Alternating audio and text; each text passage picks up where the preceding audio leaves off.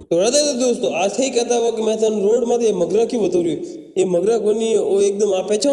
पहचान है जोजावरी के जोजावर हमें जाओ तो मत पल्ला थाने मगरा दिखेला और जोजार वणियोड़े मगरा मत एक जोजार गांव वणियोड़े है वो गांव नहीं है वो एकदम शहर जो शहर वाजे क्योंकि अटे हर लोगों की जरूरत के हिसाब हर चीज़ मिल जावे अटे दुकान वगैरह भी लागे और ब्याह शादी रे महीने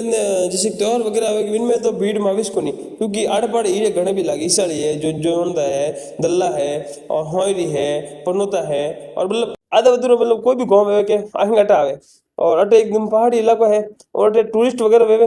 वे बेट घुमान वास्ते आवे क्योंकि अटनो एक रास्तो जावे कोमली घाट हमें और कोमली घाट हम जावे जन वो जावे देवगढ़ हमें क्योंकि देवगढ़ भी एक पहाड़ी इलाका देवगढ़ में मेलो भी लागे और जोजावड़ भी मेलो लागे वो मेलो लागे महादेव जी और जोजावर नाम तो शानदार नाम है अड्डी भी एक